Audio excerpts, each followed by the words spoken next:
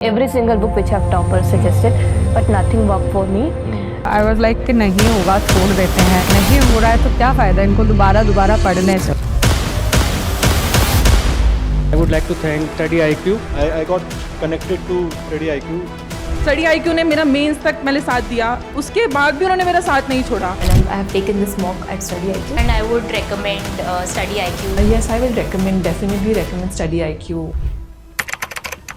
पहली बार एरोप्लेन में बैठने का एक्सपीरियंस हर आदमी के लिए स्पेशल और एक्साइटिंग होता है, लेकिन कल जिन्होंने एयर इंडिया की फ़्लाइट अहमदाबाद से लंदन की बोर्ड की, उनके लिए एक हादसे में कन्वर्ट हो गया और तकरीबन 240 से ज़्यादा लोग इसमें मारे गए।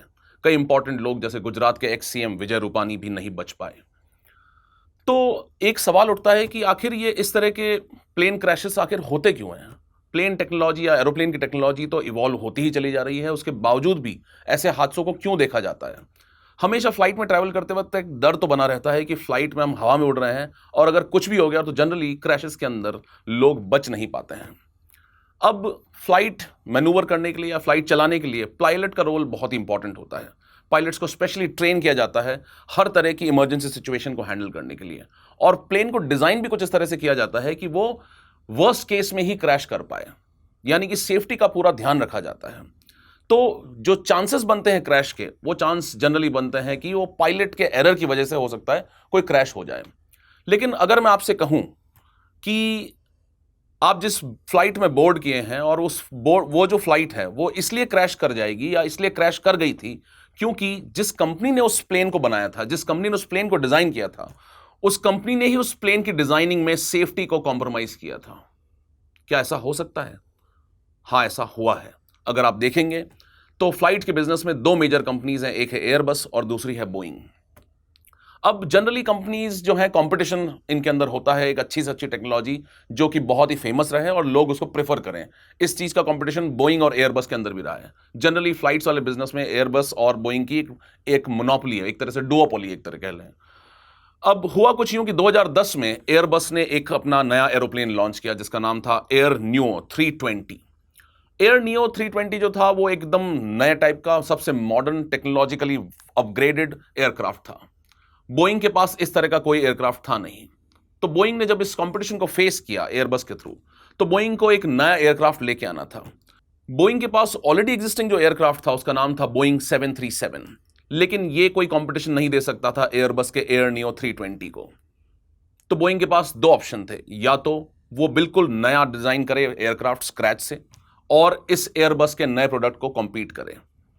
लेकिन प्रॉब्लम यह हुई कि उन्हें इसे जल्दी में रोल आउट करना था। जल्दी में रोल आउट करने के लिए उनके पास एक ही ऑप्शन था कि ऑलरेडी एग्जिस्टिंग 737 जो एयरक्राफ्ट है उसी को क्यों ना अपग्रेड कर दिया जाए। और इसे अपग्रेड करने के लिए इन्होंने इसके अंदर लगाए दो बड़े इंजन जो कि फ्यूल एफिशिएंट होना चाहते थे, और इन बड़े इंजन की लोकेशन थोड़ी आगे की तरफ खिसक गई एरोप्लेन की डिज़ाइन में।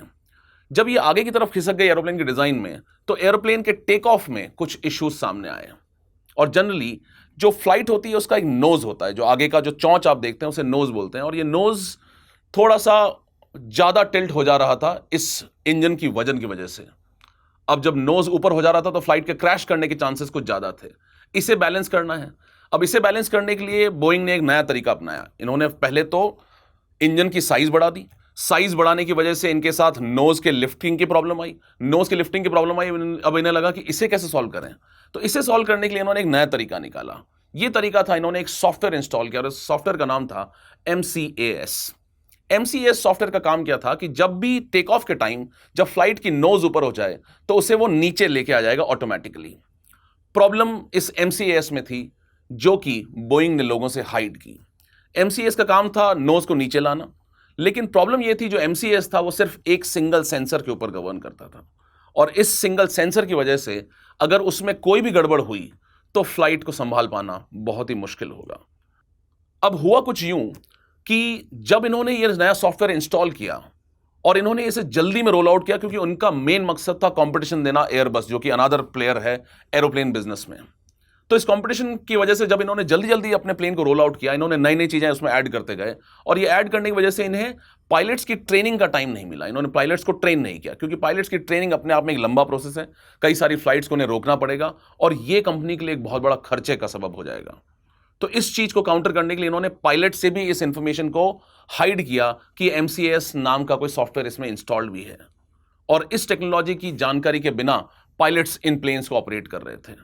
इसकी वजह से कई बार पायलट्स जब ऑटोमेटिकली MCAS की वजह से एयरप्लेन की नोज नीचे आ रही थी तो प्लेन के क्रैश करने का खतरा बढ़ जा रहा था। और हुआ कुछ यही कि फायदे के लालच में, प्रॉफिट के लालच में कई सारी फ्लाइट्स बोइंग की क्रैश करी, जिसमें 350 से ज़्यादा लोग मारे गए। 2018 में एक इथियोपियन एयरलाइंस की फ्लाइट क्रैश करी, और इसी तरह से इसके ऊपर चर्चा शुरू हुई कि बोइंग के एयरक्राफ्ट कितने सेफ हैं। हालांकि लोगों को यह बात नहीं पता था कि इसके अंदर डिज़ाइन फ्लॉ है।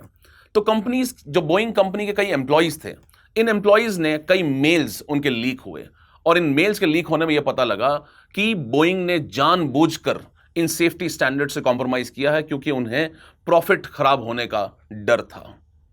इस बात को अल्टीमेटली US गवर्नमेंट ने एक कमीशन बिठाया और उन्होंने इस बात को इन्वेस्टिगेट किया, और इन्वेस्टिगेट करके उन्हें यह बात पता लगा कि बोइंग ने जानबूझकर नोइंगली यह इंफॉर्मेशन हाइड की पायलट से। उन्होंने पायलट्स को ट्रेन तक करने की कोशिश नहीं की, और इसी वजह से ये फ्लाइट्स क्रैश हुई। इसकी वजह से बोइंग के कई सारे ऑर्डर्स जो कंट्रीज ने किए हुए थे, एयरलाइंस ने किए हुए थे, वो कैंसिल हुए, और इसकी वजह से बोइंग को $2.5 बिलियन का नुकसान तक झेलना पड़ा। तो इस चीज को काउंटर करने के लिए बोइंग की पूरी इमेज खराब हो गई थी। बोइंग के सेफ्टी की वजह से लोग उसे बोर्ड नहीं करना चाहते थे, और एक फेमस स्लोगन था 1970s में, if it's a Boeing I am going. लेकिन जब ये हादसे होने लगे तो लगा कि if it's a Boeing I am not going, यानी कि मैं इस फ्लाइट को बोर्ड नहीं करूंगा। तो इस गिरती हुई ऑथेंटिसिटी को काउंटर करने के लिए बोइंग ने एक नया प्लेन लॉन्च किया, जिसका नाम था बोइंग 787 ड्रीमलाइनर, और इसे आज तक का सबसे सेफेस्ट एयरक्राफ्ट माना गया है। और कल जो हादसा अहमदाबाद में हुआ है, उसके अंदर भी बोइंग 787 ड्रीमलाइनर का ही यूज हुआ था। तो हालांकि इसके एग्जैक्ट कारण अभी तक पता नहीं चले हैं कि क्यों ये क्रैश हुआ, क्या कारण रहे इस क्रैश के। इसके बारे में जानकारी लेने के लिए कई सारे इन्वेस्टिगेशन टीम्स आई हैं, इंग्लैंड से, अमेरिका से, और हमारी लोकल टीम्स भी इस पे काम कर रही हैं। And the information will only come out once the black box of the aircraft is opened. So once we get to know about the detailed information of the black box, we'll get to know, is there still a design flaw in the Boeing's aircrafts? कि Boeing के aircraft में क्या अभी भी technical problems हैं? क्या इस बार भी उन्होंने कोई जानकारी छुपाई है? ये बात तो इंक्वायरी के बाद ही पता लगेगी। लेकिन आप देखिए किस तरह से अनएथिकल प्रैक्टिसेस की वजह से कंपनीज लोगों की जान खतरे में डाल सकती है, और बोइंग ने भी पहले यही किया, MCAS सॉफ्टवेयर को इंस्टॉल करके, और इसकी ट्रेनिंग पायलट्स को ना देके। Every single book which have toppers suggested, but nothing worked for me. I was like कि नहीं होगा छोड़ देते हैं, नहीं हो रहा है तो क्या फ़ायदा इनको दोबारा पढ़ने से। I would like to thank Study IQ. I got connected to Study IQ. Study IQ ने मेरा मेंस तक मैंने साथ दिया, उसके बाद भी उन्होंने मेरा साथ नहीं छोड़ा। And I have taken this mock at Study IQ, and I would recommend Study IQ. Yes, I will recommend, definitely recommend Study IQ.